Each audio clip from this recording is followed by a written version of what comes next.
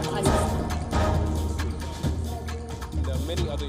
This is right, Arab.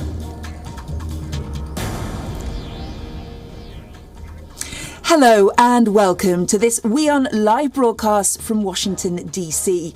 I'm Kate Fisher, and in this bulletin I'll bring you the latest developing stories from around the world. First off, let's take a look at the headlines.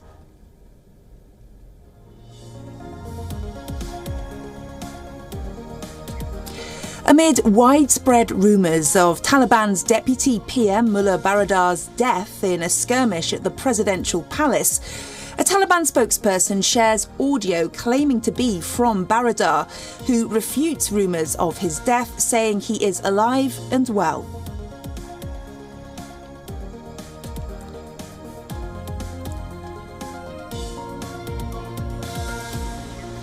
UNHRC Chief Michelle Bachelet says, contrary to its assurances that the Taliban would uphold women's rights, over the past 3 weeks, women have instead been progressively excluded from the public sphere.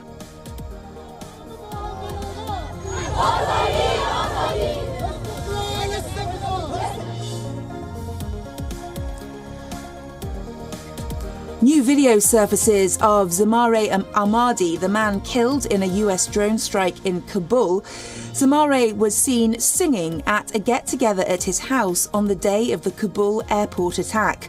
Ahmadi was killed in a US drone strike days later.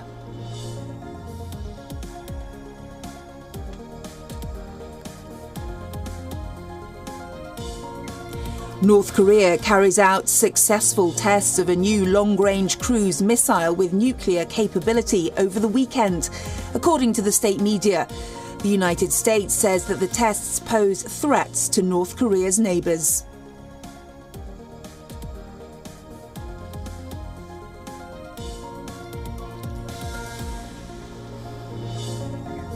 After Iran says it will not give access to surveillance camera recordings, the International Atomic Energy Agency chief says the response is not what has been expected. However, collected data can be assessed once there is some sort of concrete JCPOA agreement.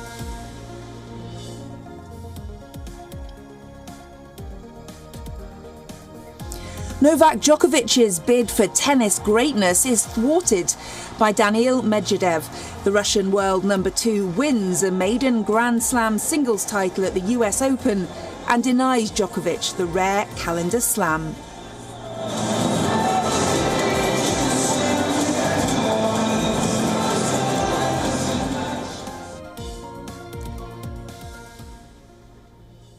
The future of Afghanistan has been in doubt ever since the Taliban took over. Well, WION travelled to the province of Logar, which houses the country's largest copper reserves, to gauge the condition on the ground. Here's our report. It's been almost a month since the Taliban took control of Afghanistan. A lot has changed since then.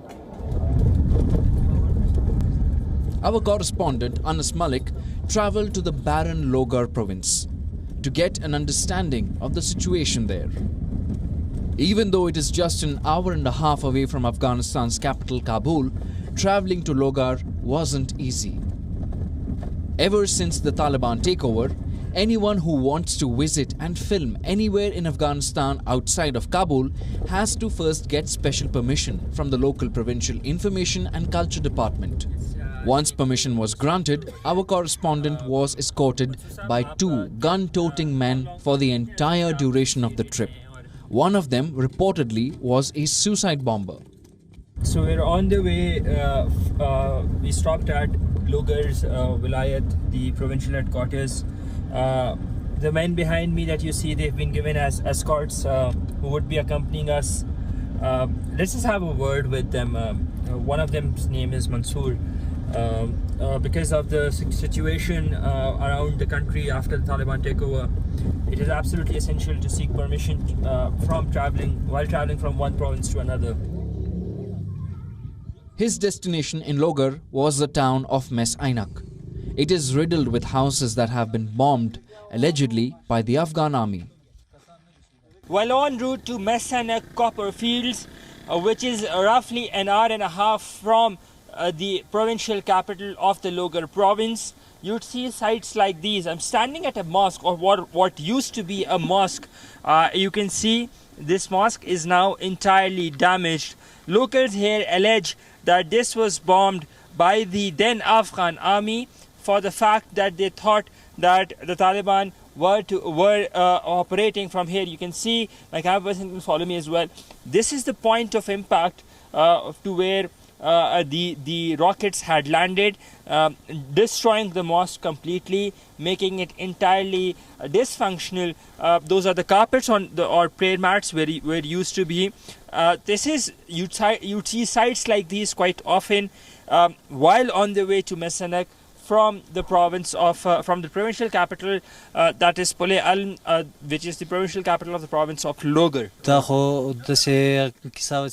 2 nights before the fall of Logar, government-backed forces bombed this vicinity. They bombed our houses, the mosque too. The imam of the mosque lost his life.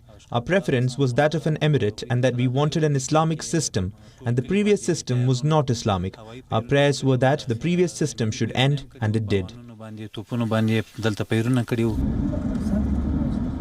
We further travelled to the site of the country's largest copper project. The name Mes Ainak in Pashto means little source of copper.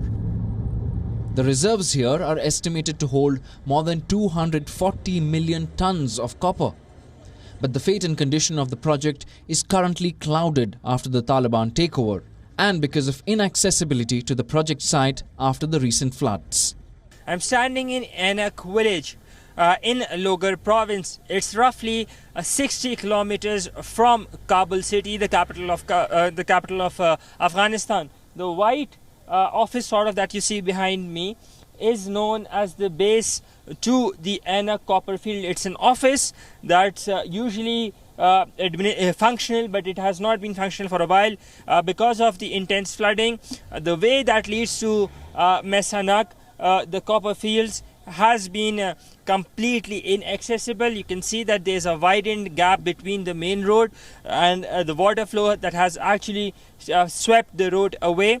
Messanek literally translates into small copper fields. It has 240 million tons of copper reserves that can potentially go up to an economy of 3 trillion as the Taliban have taken over.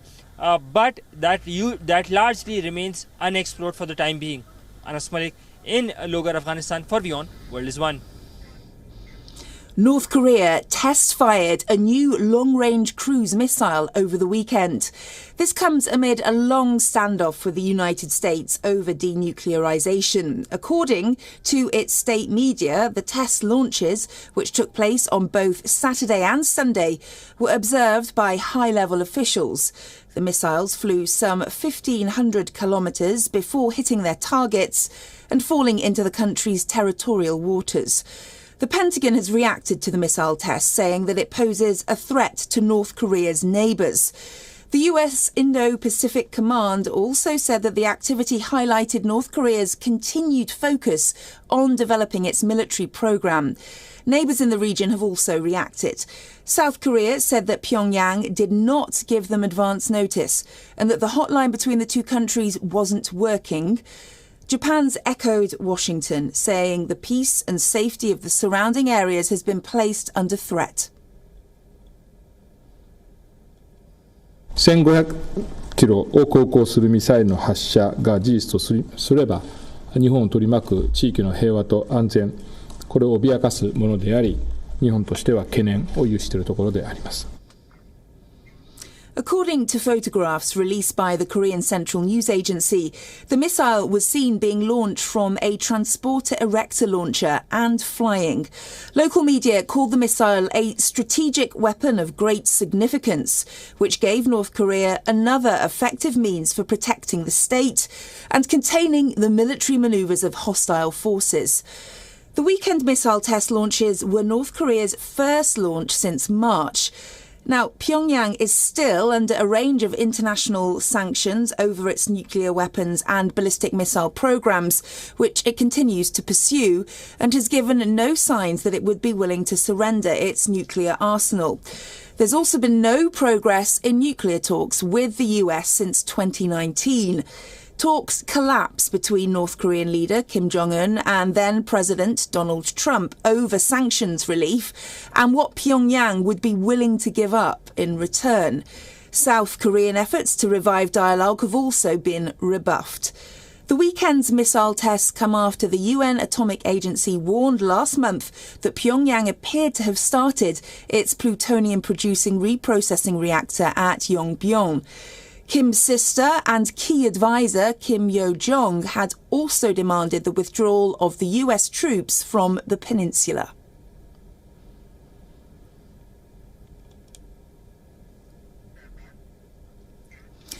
Fumio Kishida is a contender to head the ruling party and become the next Prime Minister of Japan.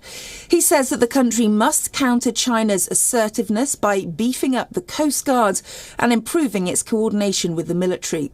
The comments come after China passed a law this year explicitly allowing its Coast Guard for the first time to fire on foreign vessels. Our next report brings you the full story.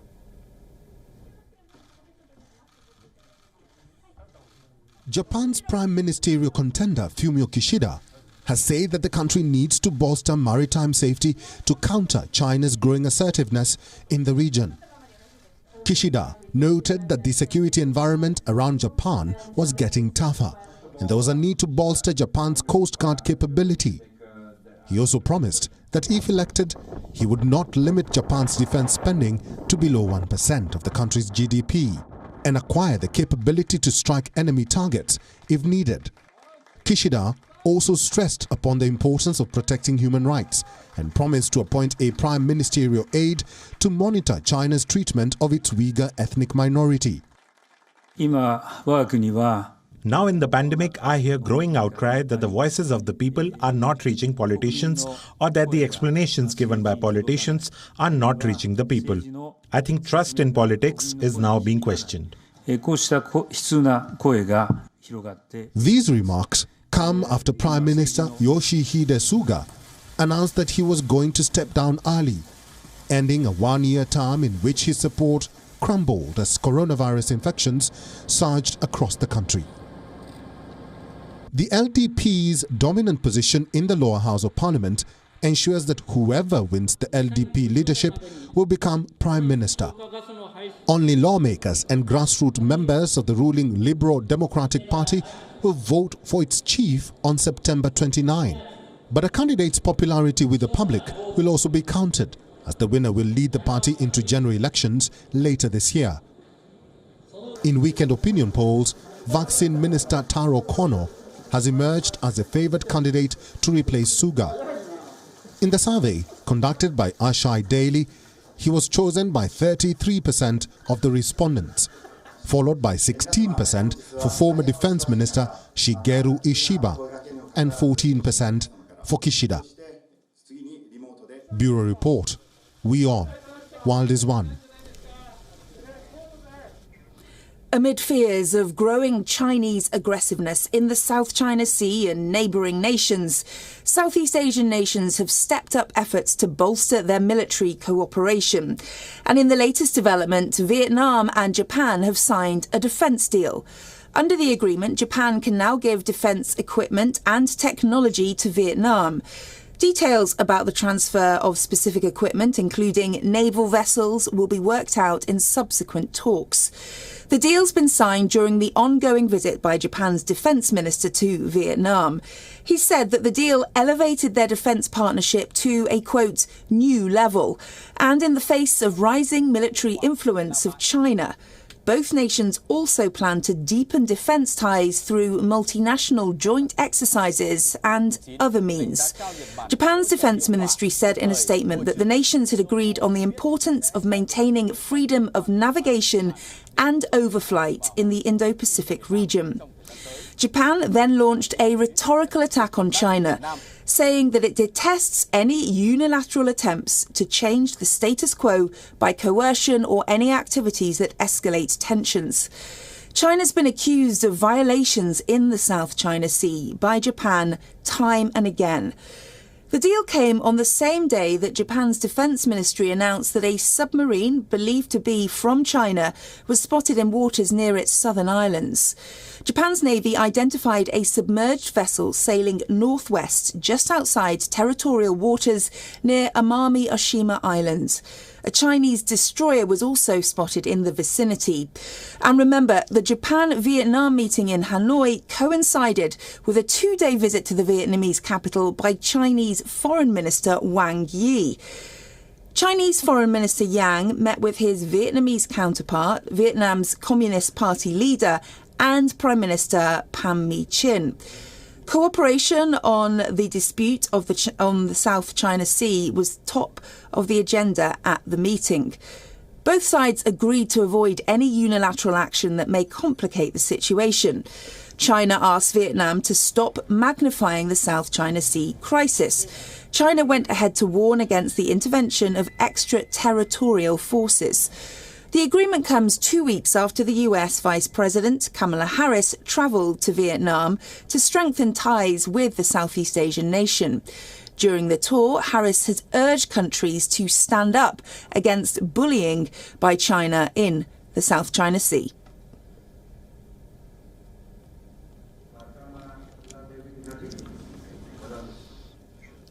John Kerry says India has shown the world that economic development and clean energy can go hand in hand. The US Special Envoy for Climate, John Kerry, is currently in India, where he praised Prime Minister Modi for setting ambitious climate goals. Kerry says that India is a world leader in demonstrating that economic development and clean energy isn't a choice, and that both the targets can be achieved at the same time. India and the US also launched the Climate Action and Finance Mobilization Dialogue, or CAFMD, under the India-US Climate and Clean Energy Agenda 2030 partnership. The CAFMD is one of the two main tracks of the US-India Agenda 2030 partnership that President Biden and Prime Minister Modi had announced at the Leaders' Summit on Climate in April of this year. The US will help to support India's climate goals by financing the production of affordable green technologies. India is a world leader in demonstrating that economic development and clean energy can go hand in hand. And we are absolutely confident that that 450 gigawatts as a goal can and will be reached. And we look forward to partnering with India in the context of what we're talking about here today in order to help bring finance and bring technology and other elements to the table in order to achieve it. Earlier, Prime Minister Modi had revealed that India is the only 20 nation on track to achieve its climate ambitions. This involves achieving a target of 40% electrical energy generation from non-fossil fuel sources by 2030. India is the world's third biggest emitter of greenhouse gases after China and the US, but has far lower emissions per capita. Kerry's visit is part of America's efforts to engage with international counterparts on action to address the climate crisis. Besides union ministers and other top brass, Kerry will also meet private sector leaders to discuss efforts to raise global climate ambition and aid India's clean energy transition. The US Special Envoy added that Washington is looking forward to Prime Minister Modi's US visit. To keep 1.5 degrees warming limit in reach and avoid even more catastrophic consequences of this crisis, we must take action now. We have to take action on short-term global emission reductions because that's the way we're going to actually meet the challenge of the climate crisis. And we have to reach a net zero global standard by 2050. John Kerry held discussions with Indian Power and New and Renewable Energy Minister R.K. Singh. The duo discussed various issues related to climate change and energy transition. R.K. Singh says India and the US have shared values on climate and that India sees green hydrogen as a future of clean energy. Singh added that the country is planning to emerge as a global leader in green hydrogen production and encourage the use of green hydrogen as a fuel. This is John Kerry's second visit to India since being appointed the Special Climate Envoy. Kerry was recently in Japan and China for talks on greater efforts to curb rising global temperatures. John Kerry aims to bolster the United States' bilateral and multilateral climate efforts ahead of COP26, or the 26th Conference of the Parties to the United Nations Framework Convention on Climate Change. COP26 will be held from October 31st to November 12th this year in Glasgow, in the United Kingdom. The Paris Agreement aims to keep the increase in average temperatures worldwide well below 2 degrees Celsius, compared to pre-industrial levels. Scientists say that any rise beyond 2 degrees Celsius could have a devastating impact on large parts of the world, raising sea levels, stoking tropical storms and worsening droughts and floods.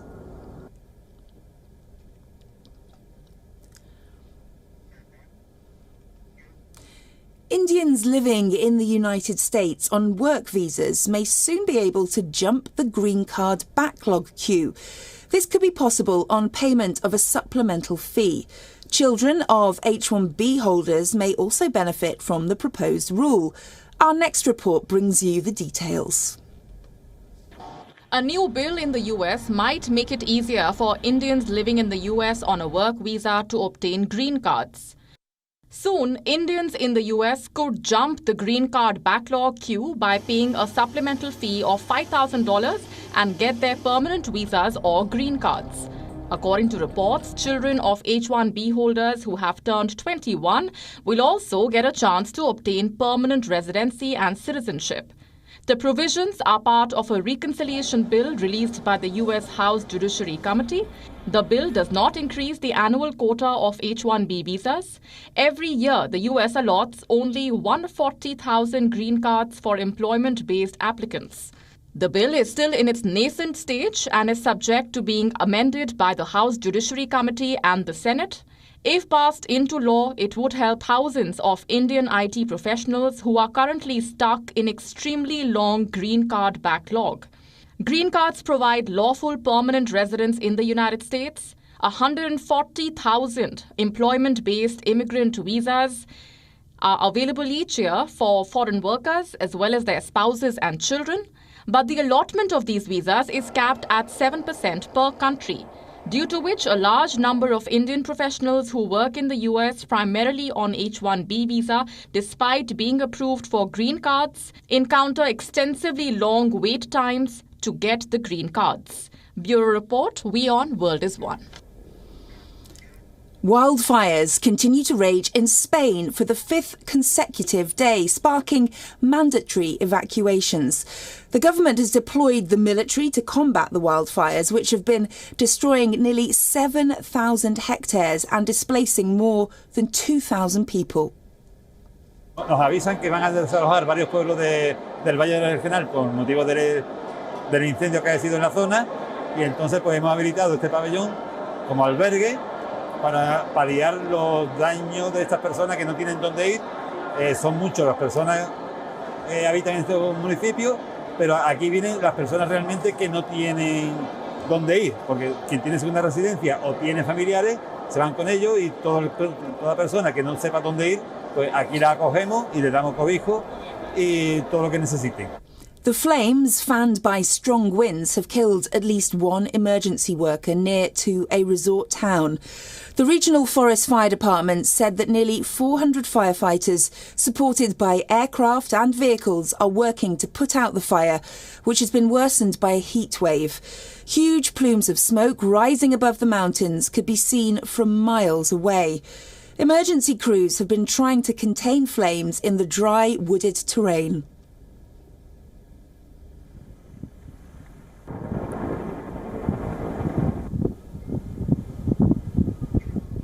The regional environment chief said that a probe is underway to find out the reason behind the fire, as it seems to have been started intentionally. A total of 75,000 hectares of forest and bush areas have been burned in the first 8 months of this year in Spain, as per the official data.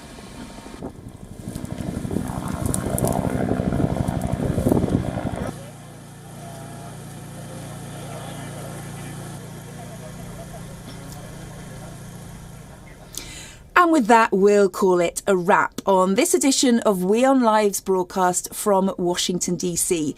But for more news and updates, just keep watching WION World is One.